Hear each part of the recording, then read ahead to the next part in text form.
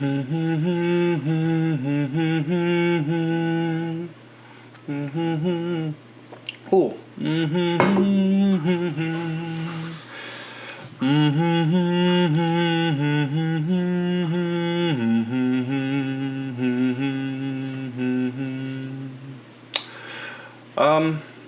Well, hello again. I'm Mitch, and welcome to It's Lit with Mitch.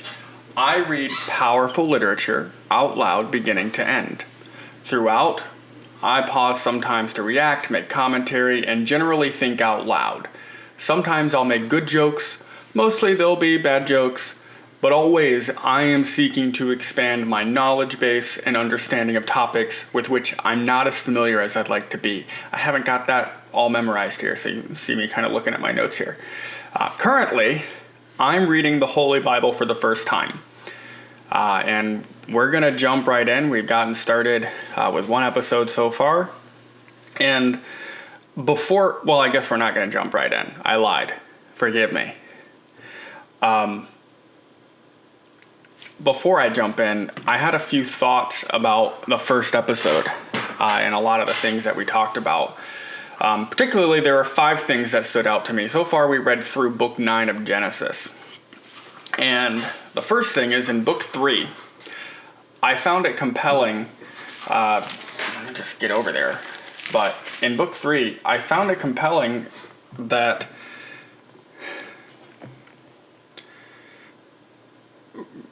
the Lord says to the serpent, he wraps up his little spiel to the serpent by saying, by the sweat of your brow,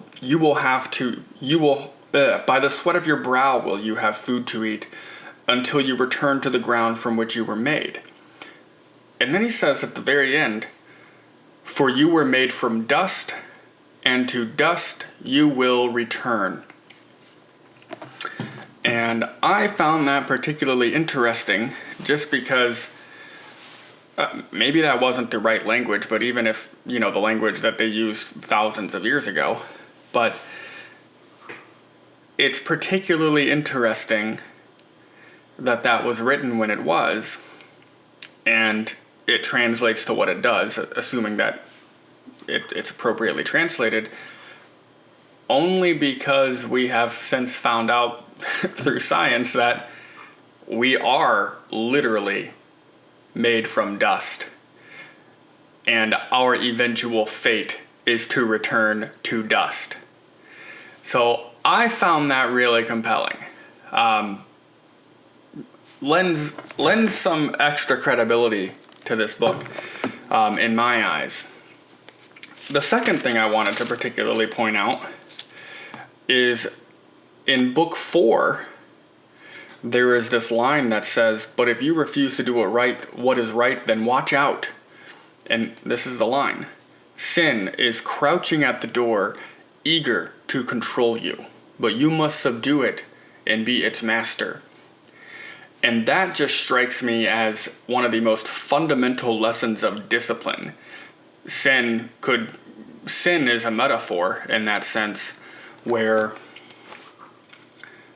sin is all of the things which could detract you from your purpose.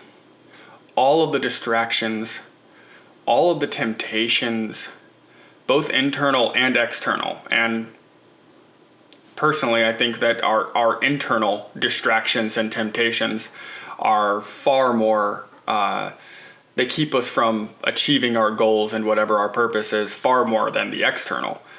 If you master the internal, it's much easier to master the external. And that's something that I thought that is wisdom. One of the first pieces of really great wisdom that I can take with me from reading this is sin is crouching at the door, eager to control you, but you must subdue it and be its master. So I really appreciate that. That's something I'm taking with me. Then in book 6, A World Gone Wrong, I just thought this was intriguing. In book 6, God says, I will wipe this human race I have created from the face of the earth. Yes, and I will destroy every living thing. all the people, the large animals, the small animals that scurry along the ground, and even the birds of the sky. I am sorry I ever made them. And one, that does ring true. Those are the words of someone who would be heartbroken. But in just a kind of a more humorous sense, I feel like I felt that way when I've played 2 games in my life. I love Civilization, the Civilization games, and I love Cities Skylines, and I have certainly built an empire before in Civilization, and I've built a city in Cities Skylines where I have felt I will destroy every living thing, all the people, all the roads and buildings. I am sorry I ever made them. And then you just delete the game and you start again. And so that's interesting as well. In book 8, one of the things I thought that really caught my eye was, and I remarked on this, but I just had some more thoughts. I will never again, God says, I will never again curse the ground because of the human race, even though everything they think or imagine is bent toward evil from childhood. And I can't determine if the way I'm supposed to interpret that is everything after childhood that they think or imagine is bent toward evil, or if we are thinking and imagining everything, or if everything we think and imagine is bent toward evil because of what happens to us in our childhood. If the process of childhood itself is what causes human beings to think and imagine in a fashion that is bent toward evil. And I think that's important. What is it about childhood that makes us skew towards evil in our thoughts and our imaginations? And then I would then ask, why did God design childhood that way? So just some things I'm thinking about there.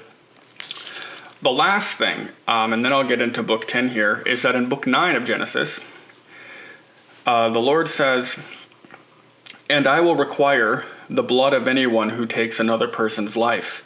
If a wild animal kills a person, it must die, and anyone who murders a fellow human must die. If anyone takes a human life, that person's life will also be taken by human hands. For God made human beings in his own image." And we kind of see, that was the legal system for a long, long time. Variations of it. It is still the legal system in large part. And this is what I kind of come back to on what's in this book has already impacted my life and impacts my life, still, before I was ever born, and it's going to keep impacting the world. But that's a legal system. If an animal kills a person, it must die. We put dogs down if they attack a person, much less if they attack a child and kill the child. We put the dog down. We put the alligators down. It still happens today, and that's now legal precedent for 2,000 years, right? Or probably beyond that. So that's interesting. And obviously we still have capital punishment, the death penalty, in a lot of states. And at the federal level, we resumed that. And there's an argument to be made about whether the state should have the right to kill a person, any person. But it is hard to argue, at least I believe, that if anyone takes a human life, that person's life will also be taken by human hands.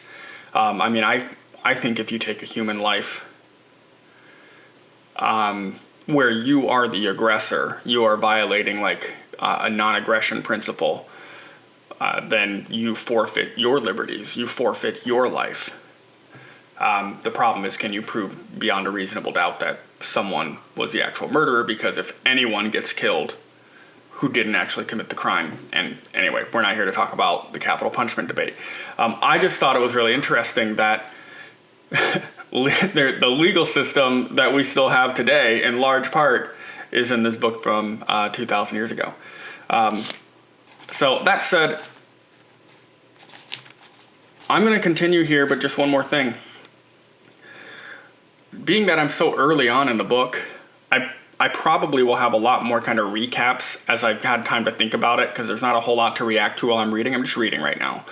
And I'll pause and make comments, but there's not a whole lot to talk about as I just kind of get familiar with the way this all works. And also, I don't know that I'm going to have necessarily anything remarkable or interesting to say about any of this.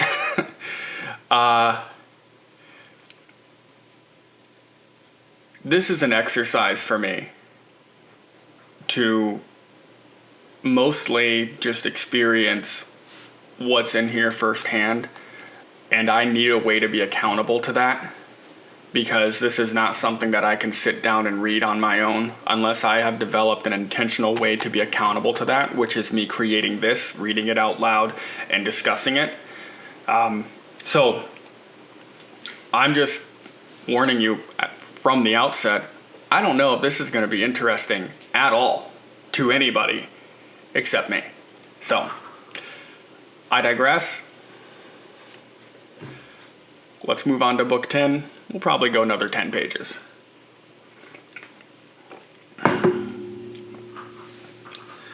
This is the account of the families of Shem, Ham, and Japheth, the 3 sons of Noah. Many children were born after the great flood to them. Descendants of Japheth. The descendants of Japheth were Gomer, Magog, Madai, Javan, Tubal, Meshech, and Tyrus. Again, I don't know names. I'm probably slaughtering names. I hope it's to your amusement that I slaughter names and locations and all that.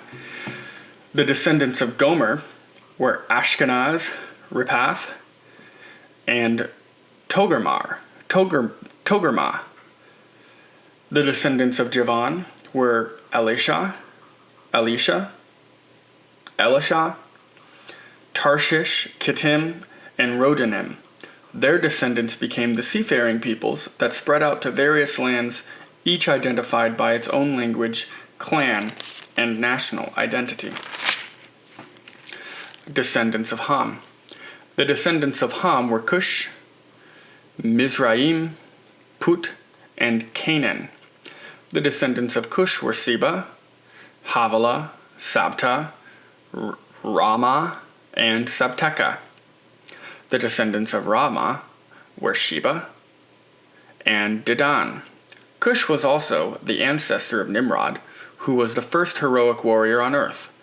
Since he was the greatest hunter in the world, his name became proverbial. People would say, "This man is like Nimrod, the greatest hunter in the world." He built his kingdom in the land of Babylonia, with the cities of Babylon, Erech, Akkad, and Calneh. From there, he expanded his territory to Assyria, building the cities of Nineveh, Rehoboth-ir, Calah, and Resen, the great city located between Nineveh and Calah. Mizraim was the ancestor of the Luddites. Anamites, Lehabites, Naphtuhites, Pathrusites, Chalsuhites, and the Caphtorites, from whom the Philistines came. Those were a lot of words that I have never heard in my entire life. Whole life. I never heard of a Pathrusite or a Chalsohite. Anyway, Canaan's oldest son was Sidon, the ancestor of the Sidonians. Canaan was also the ancestor of the Hittites, Jebusites, Amorites, Girgashites, Hivites, Arkites, Sinites, Arvadites, Zemarites, and Hamathites. The Canaanite clans eventually spread out, and the territory of Canaan extended from Sidon in the north to Gerar and Gaza in the south, and east as far as Sodom, Gomorrah, Admah, and Zeboim near Lasha. These were the descendants of Ham, identified by clan, language, territory, and national identity. I feel this is like those, like a Game of Thrones books or Lord of the Rings, where like I'm just not gonna know all these names. I'm just gonna be clinging to the hope that they keep explaining who the different characters are throughout, because that's a lot of people. Descendants of Shem. Some were also born to Shem, the older brother of Japheth. Shem was the ancestor of all the descendants of Eber.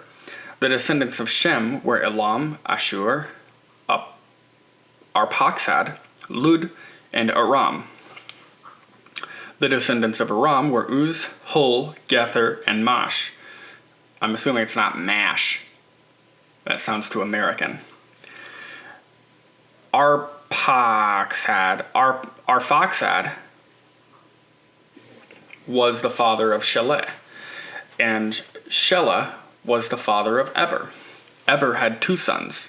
The first was named Peleg, which means division, for during his lifetime the people of the world were divided into different language groups. His brother's name was Joktan.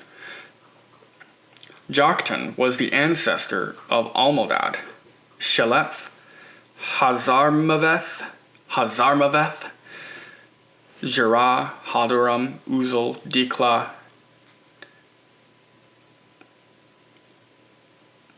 Obal, Abimael, Sheba, Ophir, Havilah, and Jobab. Jobab. All these were descendants of Joktan. The territory they occupied extended from Mesha all the way to Sephar in the eastern mountains. These were the descendants of Shem, identified by clan, language, territory, national identity. These are the clans that descended from Noah's sons, arranged by nation, according to their lines of descent.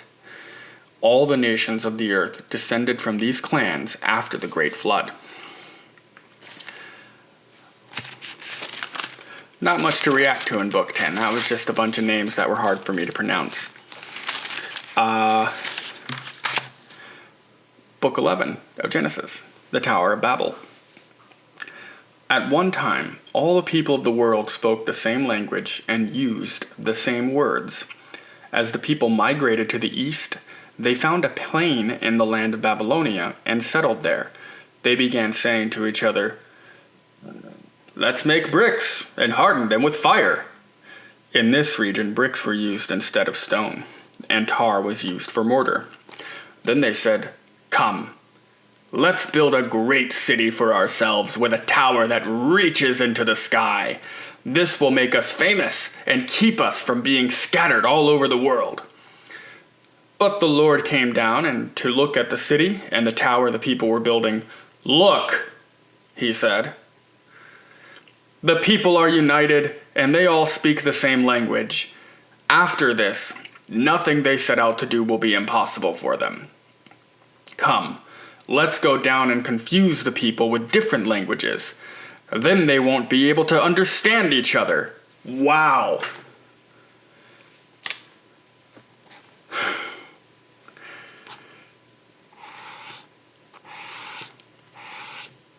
Come, let's go down and confuse the people with different languages. Then they won't be able to understand each other. What a manipulator. I don't know why, but why would the Lord want to do that? He says, after this, nothing they set out to do will be impossible for them. The other thing I'm thinking is, it's the foundation of miscommunication, of malalignment, of confusing people of different languages, right? But it's then they won't be able to understand each other.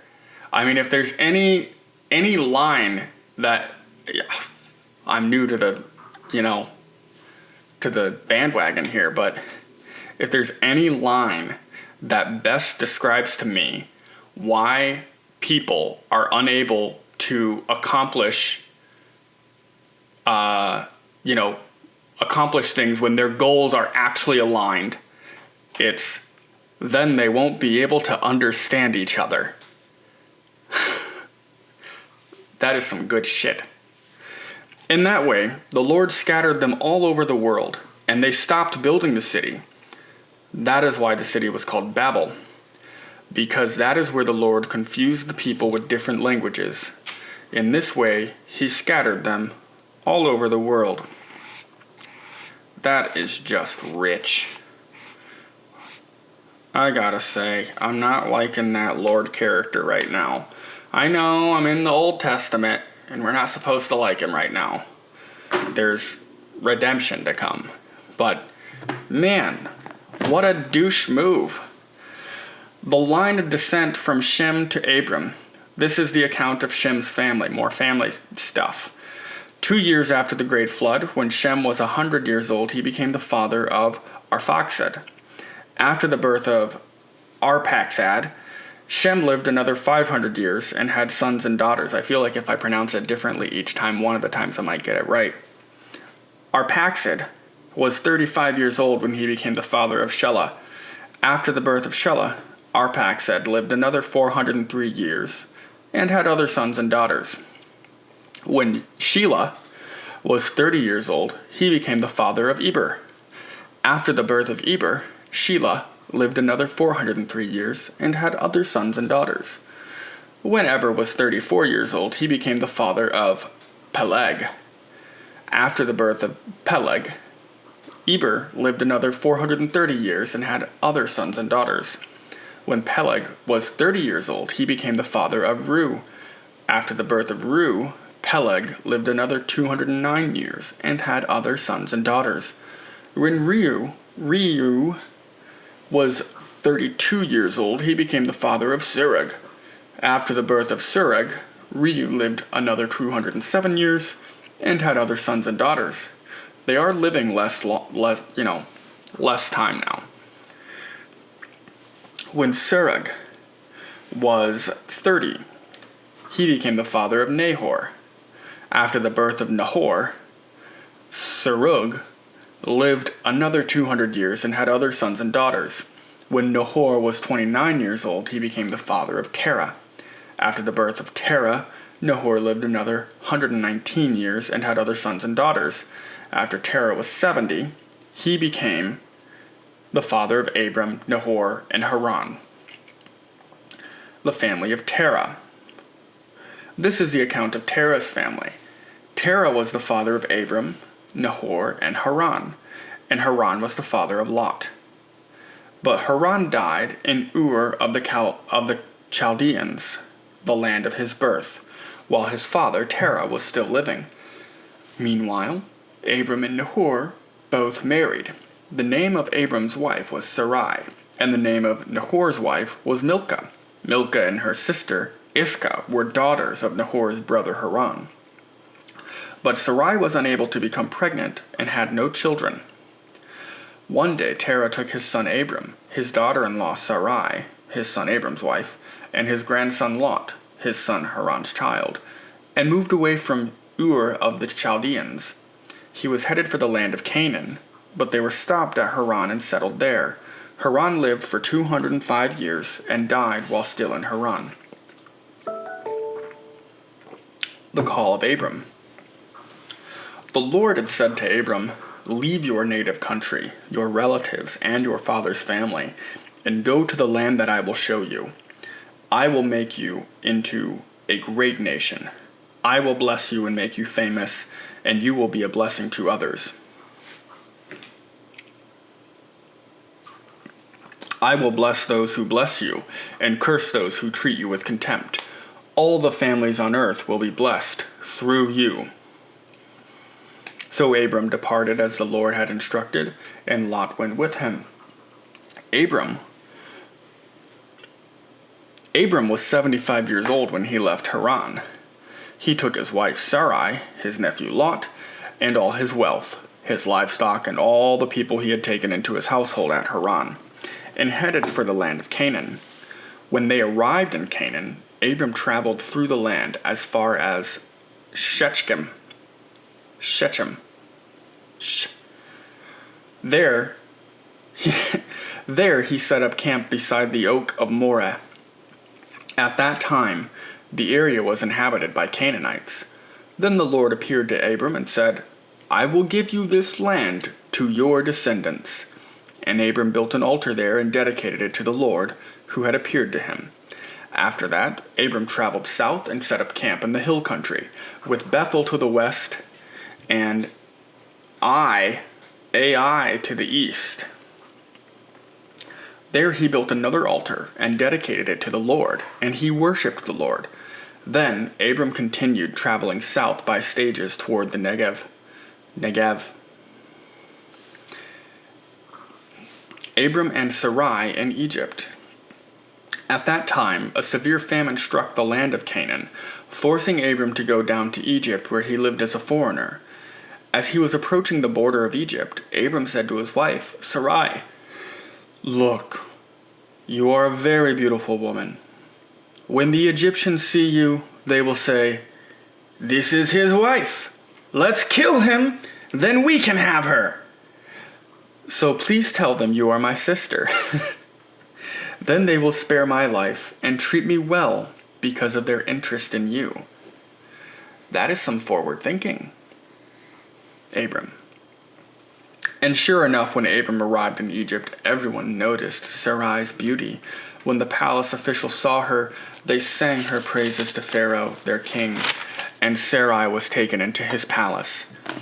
Then Pharaoh gave Abram many gifts because of her: sheep, goats, cattle, male and female donkeys, male and female servants, and camels. But the Lord sent terrible plagues upon Pharaoh and his household because of Sarai, Abram's wife. So Pharaoh summoned Abram and accused him sharply. What have you done to me? He demanded. Why didn't you tell me she was your wife? Why did you say she is my sister and allow me to take her as my wife? Now then, here is your wife. Take her and get out of here. Pharaoh ordered some of his men to escort them, and he sent Abram out to the country, along with his wife and all his possessions. That was, pretty kind of the Pharaoh. It's not his fault he thought it was the sister. So, for him to not just kill the guy, it's pretty forgiving. Abram and Lot separate. So Abram left Egypt and traveled north into the Negev, along with his wife and Lot and all that they owned. Abram was very rich in livestock, silver, and gold. I like that. See, silver and gold was money 2,000 years ago. Or I guess 2,000 plus years ago. From the Negev, they continued traveling by stages toward Bethel, and they pitched their tents between Bethel and Ai, where they had camped before. This was the same place where Abram had built the altar, and there he worshipped the Lord again. Lot, who was traveling with Abram, had also become very wealthy with flocks of sheep and goats, herds of cattle, and many tents. But the land could not support both Abram and Lot with all their flocks and herds living so close together. So disputes broke out between the herdsmen of Abram and Lot. At that time, Canaanites and Perizzites were also living in the land. Finally, Abram said to Lot, Let's not allow this conflict to come between us or our herdsmen. After all, we are close relatives. The whole countryside is open to you. Take your choice of any section of land you want, and we will separate. If you want the land to the left, then I'll take the land on the right. If you prefer the land on the right, then I'll go to the left. Lot took a long look at the fertile plains of the Jordan Valley in the direction of Zor. The whole area was well watered everywhere, like the garden of the Lord or the beautiful land of Egypt. This was before the Lord destroyed Sodom and Gomorrah. That's in parentheses.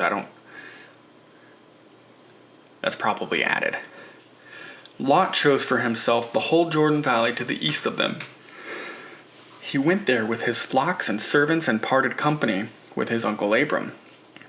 So Abram settled in the land of Canaan, and Lot moved his tents to a place near Sodom and settled among the cities of the plain.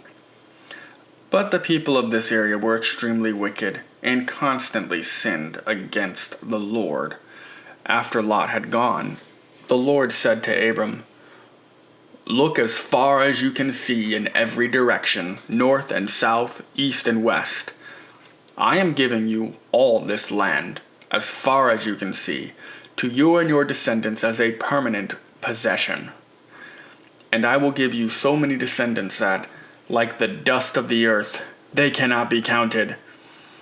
Go and walk through the land in every direction, for I am giving it to you." So Abram moved his camp to Hebron and settled near the oak grove belonging to Mamre. There he built another altar to the Lord. So that's interesting. I need to see a map. Because I'm curious about where that is. Some of you are probably like, "You idiot, don't you know exactly where that is?" Well, no, I don't. There are maps in here, by the way, but I'll take a look at those later. I'm just curious because the Lord says that He's giving all that land to you and your descendants as a permanent possession, and so I'm wondering if we even know who the descendants of Abram are in modern day. Assuming Abram existed, I'm taking it on faith that he is, or did. Are the descendants of Abram still there, where it's their permanent possession? And you're like, gosh, this is probably, most likely, this is land that has had wars fought over it for centuries, so there's no way it's the same people, and you're all thinking, God, Mitchell, you are such an idiot. I just don't know where it is. When I see where it actually is, then I'll know. Trust me, I do know some history. Book 14. Abram rescues Lot. About this time, war broke out in the region. King Amraphel of Babylonia, King Arioch of Elasar, King Kedorlaomer of Elam, and King Tidal of Goim fought against King Bera of Sodom, King Bersha of Gomorrah, King Shinab of Admah, King Shemeber of Zeboim, and the king of Bela, also called Zoar. The second group of kings joined forces in Siddim Valley, that is the Valley of the Dead Sea. For 12 years, they had been subject to King Kedorlaomer, but in the 13th year, they rebelled against him. 1 year later, Kedorlaomer and his allies arrived and defeated the Rephaites as Ashtaroth Karnaim, the Zuzites of Ham, the Emites of Sheva Kiriathaim, and the Horites at Mount Seir, as far as El Paran at the edge of the wilderness. So Kedorlaomer and his allies defeated a bunch of people that I can't pronounce. Then they turned back and came to En-Mishpat, now called Kadesh, and conquered all of the territory of the Amalekites, and also the Amorites living in Hazazon Tamar. Then the rebel kings of Sodom, Gomorrah, Admah, Zeboim, and Bela, also called Zor, prepared for battle in the Valley of the Dead Sea. They fought against King Kedorlaomer of Elam, Tidal, King Amraphel of Babylonia, King Arioch, 4 kings against 5. As it happened, the valley of the Dead Sea was filled with tar pits, and as the army of the kings of Sodom and Gomorrah fled, some fell into tar pits, while the rest escaped into the mountains. The victorious invaders then plundered Sodom and Gomorrah and headed for home, taking with them all the spoils of war and the food supplies. They also captured Lot, Abram's nephew who lived in Sodom, and carried off everything he owned. But one of Lot's men escaped and reported everything to Abram the Hebrew, who was living near the oak grove belonging to Mamre, the Amorite. Mamre and his relatives, Eshcol and Aner, were Abram's allies. When Abram heard that his nephew Lot had been captured, he mobilized the 318 trained men who had been born into his household. Then he pursued Chedorlaomer's army until he caught up with them at Dan. I'm assuming it's not Dan. Dan. There he divided his men and attacked during the night. Chedorlaomer's army fled, but Abram chased them as far as Hobah, north of Damascus. Abram recovered all the goods that had been taken, and he brought back his nephew Lot with his possessions and all the women and other captives. Melchizedek blesses Abram. I think I got that one right. Melchizedek. After Abram returned from his victory over Chedorlaomer and all his allies, the king of Sodom went out to meet him in the valley of Sheba, the king's valley. And Melchizedek, the king of Salem and a priest of God Most High, brought Abram some bread and wine. Melchizedek blessed Abram with this blessing: Blessed be Abram by God Most High, creator of heaven and earth. And blessed be God Most High, who has defeated your enemies for you. Then Abram gave Melchizedek 1/10 of all the goods he had recovered.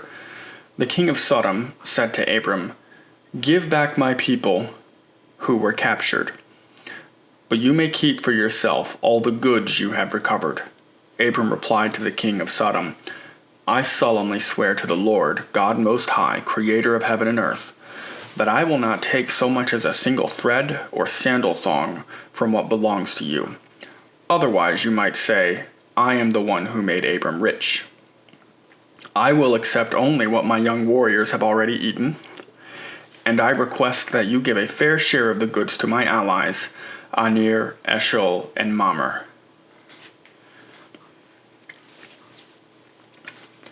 That sounds important, but I don't know right now why that's important. Book 15. The Lord's Covenant Promise to Abram. Sometime later, the Lord spoke to Abram in a vision and said to him, Do not be afraid, Abram, for I will protect you, and your reward will be great. But Abram replied, O sovereign Lord, what good are all your blessings when I don't even have a son? Since you've given me no children, Eliezer of Damascus, a servant in my household, will inherit all of my wealth. You have given me no descendants of my own, so one of my servants will be my heir. Then the Lord said to him, No, your servant will not be your heir, for you will have a son of your own who will be your heir. Then the Lord took Abram outside and said to him, Look up into the sky and count the stars if you can. That's how many descendants you will have. And Abram believed the Lord, and the Lord counted him as righteous because of his faith. Then the Lord told him, I am the Lord who brought you out of Ur of the Chaldeans to give you this land as your possession.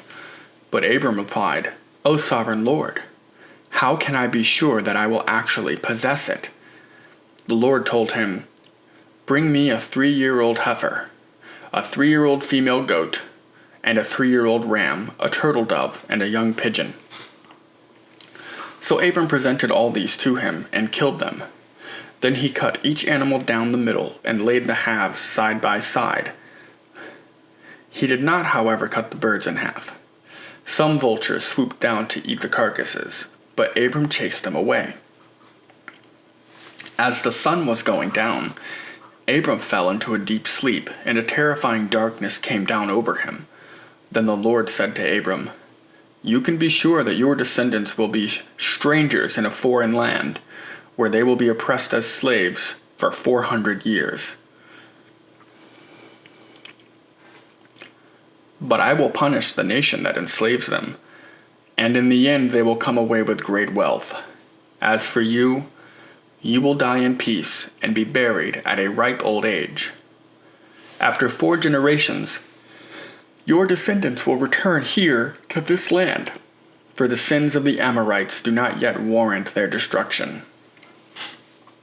After the sun went down and darkness fell, Abram saw a smoking firepot and a flaming torch pass between the halves of the carcasses. So the Lord made a covenant with Abram that day and said, I have given this land to your descendants, all the way from the border of Egypt to the great Euphrates River. The land now occupied by the Kenites, Kenizzites, Cadmonites, Hittites, Perizzites, Rephaites, Amorites, Canaanites, Girgashites, and Jebusites.